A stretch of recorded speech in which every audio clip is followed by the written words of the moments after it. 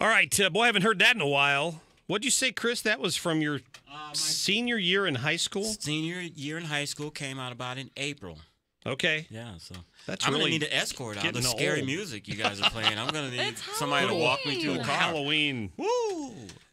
Probably need some more Ozzy Osbourne at some point, right? We already had some, but I plan on playing more. Okay, that's good. I'll bite off a fake bat head if you need me to do that. No thanks. No thanks. I tell you what, I want to welcome in right now Rick Stream, who is, of course, one of our county elections directors, but also tipped me off that they were going to be talking about some problems at the St. Louis Veterans Home. Rick, I know you're on the road today. Thanks for giving us some time. No problem, Mark. Thanks for calling me. Absolutely. Let's talk about this report about some veterans who've been neglected and or abused at the St. Louis Veterans Home in North County. Sure. A good friend of mine from Kirkwood, Dory Paholsky, and I have spent hundreds of hours interviewing veterans, their family members, and employees at the home since April. And what we've discovered is a pattern of abuse, mistreatment, and neglect that is really pretty shocking. The director at the home, Rolando Carter, is very inefficient. And under him, the conditions, he's been there a year and a couple of months. Under him, the conditions are getting much worse.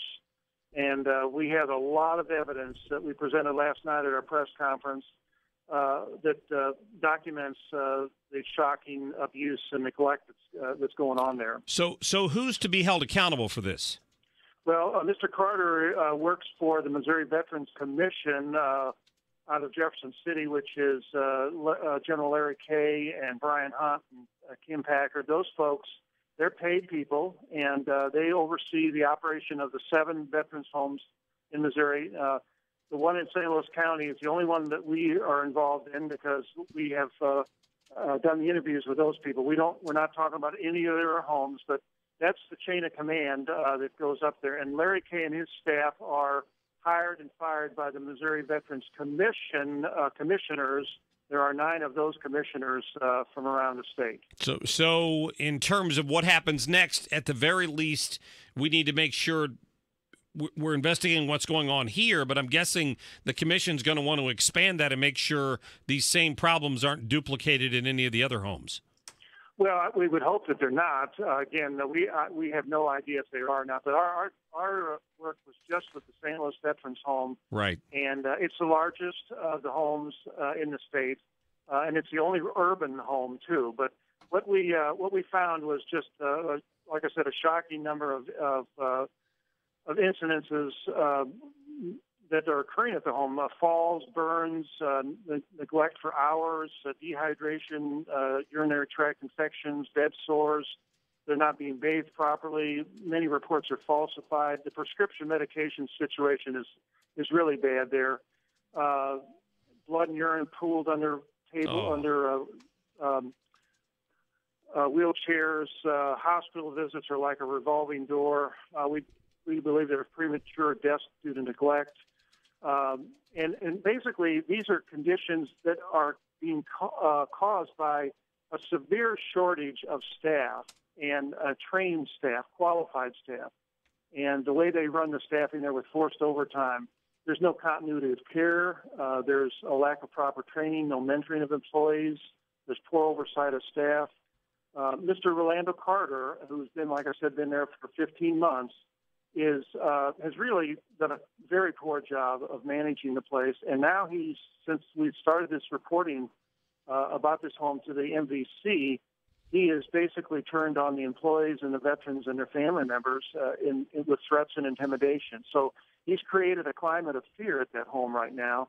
It really needs to be stopped right away. We recommend that he be terminated immediately and replaced. Did you get any reaction, or does the commission then have to meet and decide what to do? Well, our problem is this, Mark. We've presented the findings up to the governor and to the MVC staff, and the MVC staff, Larry Kay, has basically whitewashed and covered this up. They think that Mr. Carter's doing a wonderful job, and they investigated themselves first, and then there were 2 other investigations that were not independent at all. They were basically the information that these two other investigations went through. The Veterans Administration was one. All the information they got was through the Missouri Veterans Commission staff. So there was no independence with those. In fact, the lieutenant governor came out with a statement today. He has been conducting his own investigation, semi in conjunction with us, but his staff has interviewed dozens of employees and family members and veterans at the home himself. And they've recommended today that there be a completely independent investigation. He was shocked by what he heard from in their interviews too. So it doesn't surprise me that he got the same type of information that we have received in our interviews. Rick, thank you for bringing it to our attention, and keep us up to date because somebody needs to put some pressure on him to get this fixed. Well, thanks, Mark, for letting me be on. We're going to continue to watch the situation and to work hard to try to get the proper care our veterans deserve. They served our country, and they deserve to get much better treatment than they're getting right now. Well said. Rick Stream, thanks for your time. Have a great day. Great. Thank you very much, All right, Mark. you bet. Thank you. I'll also point out the Missouri Lieutenant Governor, Mike Parson, put out a statement today addressing this issue. So there's going to be the fact that Rick has brought this up is going to bring a lot of attention to it. I'm glad that he did that. And I would think, with our governor being a military man, a former military man, Navy SEAL. Was he a SEAL? He was a Navy SEAL, I think. And congratulations on getting him yesterday as a guest in studio. I joke about that all the time, but the governor, and I've known him for a long time.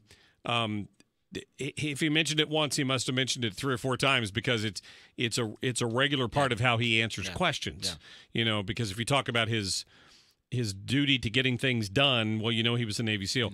So then this morning, I guess yesterday when he left here, before he was here, he had taped something for Jamie Allman's television show, The Allman Report. Jamie replayed that this morning on his program, and I felt like I was listening to my interview with him because in several of his answers, he brought up the fact that he was a Navy SEAL. And so anyway, I thought it was pretty funny. I must have polled well with the focus group. That must have polled well. I would agree. But the funny thing about it is, and I meant to have Liz pull this earlier, and I'm going to have her do it. At the end of that interview yesterday, with only about a couple minutes left, I asked the governor, how do you feel about a city-county merger? Mm-hmm. And I didn't get a lot of commitment from him on it. He felt that it needed to be decided locally. That was a good thing. I mean, he did agree that it needed to be decided locally. Yeah. But I think his comment specifically was the St. Louis County Executive and the mayor are working together on that. I'm like, that's not what I ask you. Do you support erasing those boundaries, and do you support a merger or not? Yes or no? And I couldn't get a yes or no answer out of it. I think that's a smart move for him. I wouldn't burn any political capital on that if I didn't have to take a position on it. Definitely. Spoken like a true political consultant. He's a Navy SEAL. Spoken like somebody who might advise a Navy SEAL to say, well, at this point, I'm still studying that situation. Wouldn't touch that with a 10-foot pole. Why burn capital?